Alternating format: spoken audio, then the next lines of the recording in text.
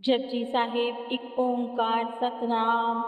भगत ज्ञान दया भंडारन कटकट वाजे नाद। आप नाथ नाथ सब जाकी रिद सिद्ध अवरा साध। संजोग विजोग दुई कार चलाए लेके आवे पाग। आदेश तिसे आदेश आद अनील अनाद अनाहत जुग जुग एको वेश। भक्ति ज्ञान दया भंडारन कट कट बाजे नाद। अर्थात भक्ति ज्ञान और दया ही ईश्वर के असली खजाने हैं। हर जीव के भीतर ईश्वर का दिव्य नाद गूंजता है। आपे नाथ नाथ सब जाकी रिद सिद्ध अवरा सार।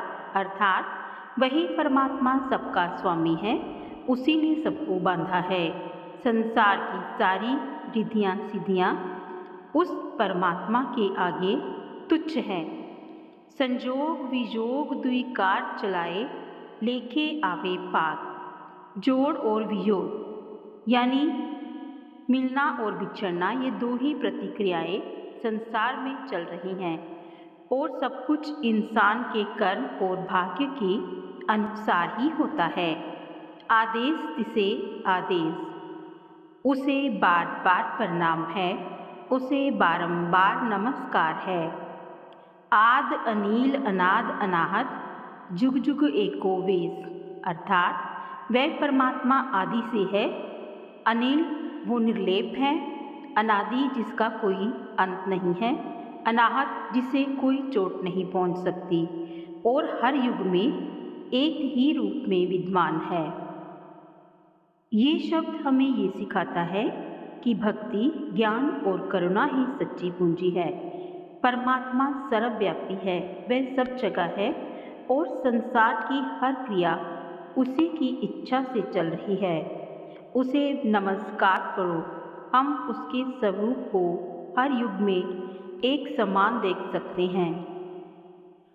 संगत जी, यहाँ पर गुरु नानक देव जी महाराज हमें ये समझाना चाहते हैं कि भक्ति ज्ञान और दया ये तीनों गुण वो दिव्य खजाने हैं जो उस परमात्मा ने हमें दिए हैं। जब हम सच्चे मन से भक्ति करते हैं, ज्ञान को अपनाते हैं और दया का मार्ग चुनते हैं, तब हमारे भीतर उस परम शक्ति की आवाज़ गूंजने लगती है। हाँ, वही दिव्यनाद जो हर दिल में वास करता है। संसार की रिद्धियाँ सिद्धियाँ, चमत्कार और विलास, ये सब उस प्रभु के सामने कुछ भी नहीं है, क्योंकि वही सबका नाथ है, वही सबका पालनहार है।